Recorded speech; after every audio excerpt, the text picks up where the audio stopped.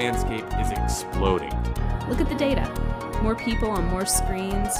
For more time, using more platforms than ever. It's not slowing down. To be successful, you have to understand all the pieces.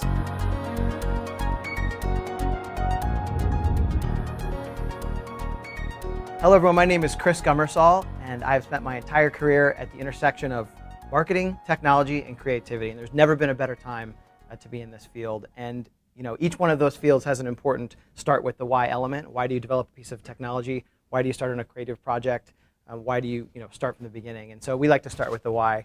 And the why of this video series is because every day we talk to so many people with all these different formats going on and platforms, and such intelligent conversation from really smart and innovative people. And our first guest is Justin Archer, who I find to be one of those people. He leads the creative team at Groupe here in Atlanta. So welcome, Justin. Thank you. Thanks for having me. And you've worked with some massive brands, Verizon, Coke, L'Oreal, 20th Century Fox, to name a few. Those are pretty daunting brands to work on, whether you're in a big team or a small team. And from being a creative person, generally these guys come hot and heavy, right? Fast and furious. They come at you with all kinds of paperwork. They're like, we need this, we need it done fast, we need to get moving on it as quickly as possible. How do you take your team through the process of, hey, we have these giant brands needing these very quick turnaround things that need to be really good? How do you take the first steps to get started? How do you coach your team through that? So there's the standard agency vanilla answer of the creative brief, the kickoff, the internal review, the client review. We do all of that, right? Because you have to do that because there has to be a process in place. One thing that we do differently is we rely heavily on media insights, right? We really like to define who our audience is and then try to pick out some pinpoints of audience relevancy. Because what we want to do is we want to create content that is relevant to them. The worst thing that we can do, and any of these brands will tell you, and this is feedback that we get a lot of times, is we don't want to create things where you can take brand X off and put brand Y in, because then you're not differentiating yourself from other brands. It's like, oh, well, Wendy's could do this, Warner Brothers could do this, T-Mobile could do this. So we try to be very unique in our content. And one way that we do that is knowing who our audience is. What are they into? What sites do they frequent? Who do they follow? Who do they like? What kind of content are they consuming? So we might serve up something to them that is hyper-focused, like whether if we know they're a gamer, we serve them up something that around a gaming conversation. If they're into motocross, so on and so forth. So that's one way that we, when we begin a project, we look at those things and we hyper-focus to make sure that we're not just, checking the boxes, but we're coming up with something extraordinary. We also do a lot of benchmarking and looking what competitors are doing and making sure that we don't replicate or just, feel the status quo.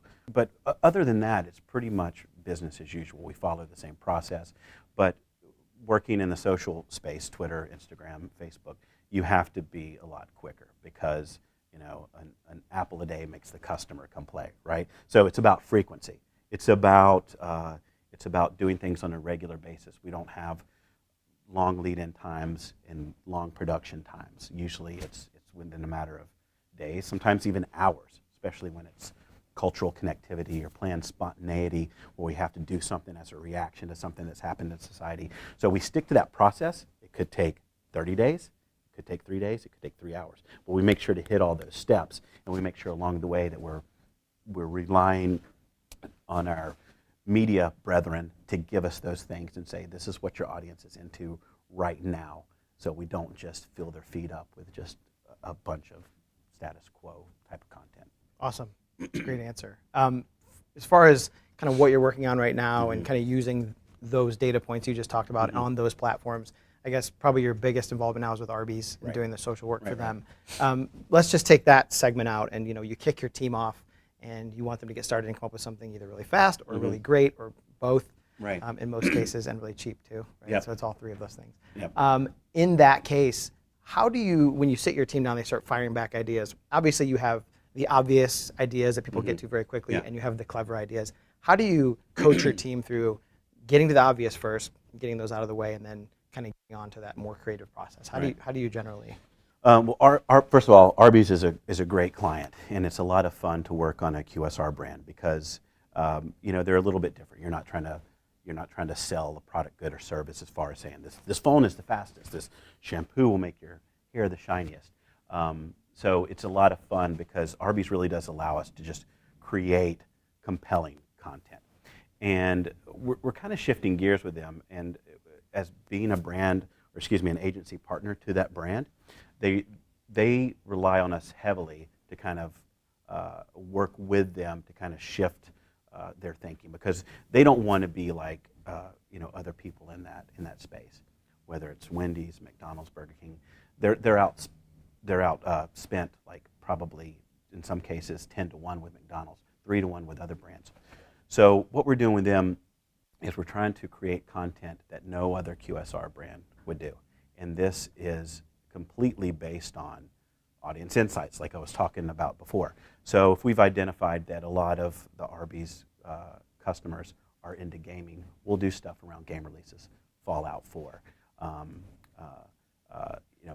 Legend of Zelda, looking at retro games, stuff that came out on Nintendo years ago.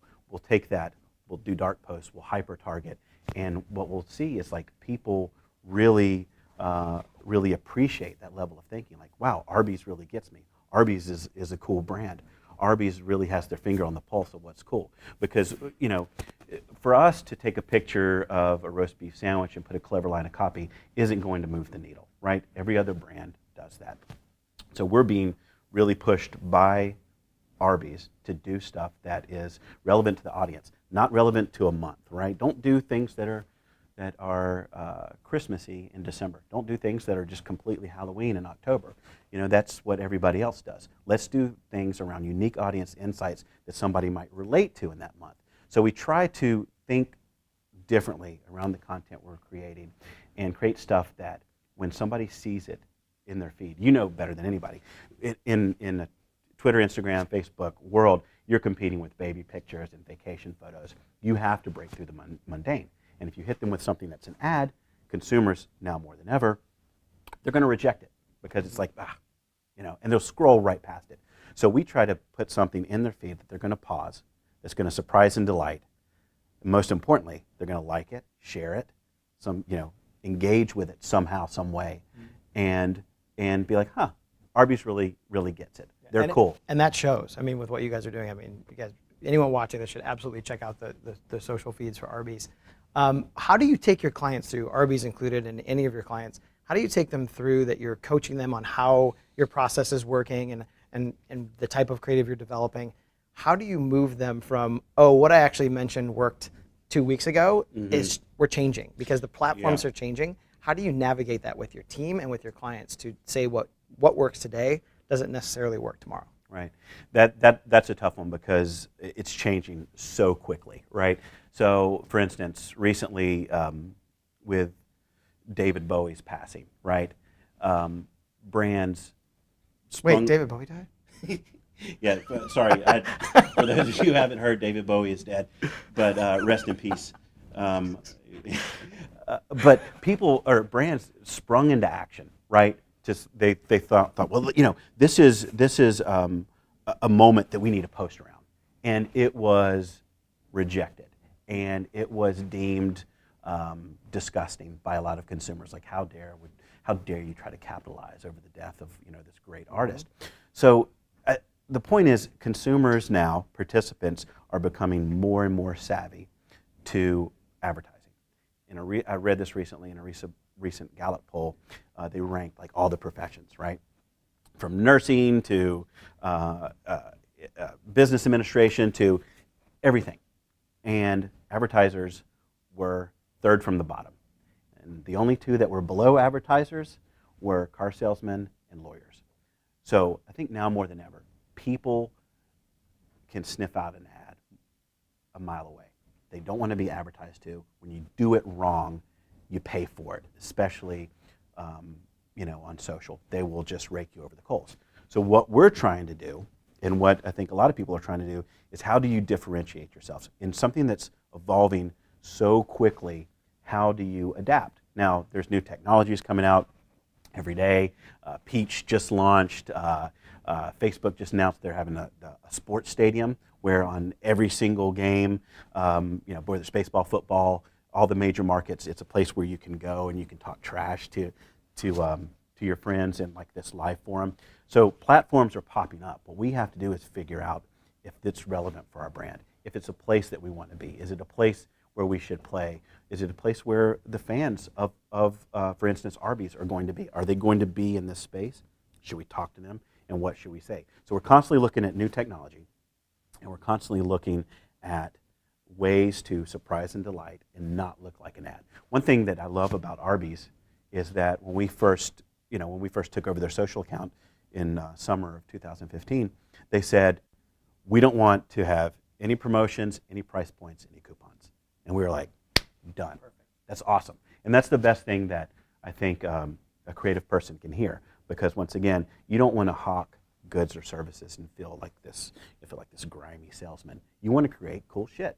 Mm-hmm. And you want to create stuff that you're proud of, that you can show your friends or family and be like, look, I did that. Check out what I did. So they give us the opportunity to do that. And so we're constantly pushing them. We're constantly bringing them new technologies. We're constantly reviewing with our partners at Zenith, like what these insights are and how to reach these potential customers. Awesome. Well, I think that about wraps it up for us, so thank you very much for man. Thanks joining. for having me. It was awesome. All right, so that concludes this episode of the Atomized Marketing Series. Please tell us what you thought of it, what you'd like to see more of, less of, ideas you have for topics. We're going to be making plenty more of these, but let us know in the comments below, and be sure to subscribe because we're going to keep coming out with these as long as you guys will watch them. Thank you very much, and have a good one.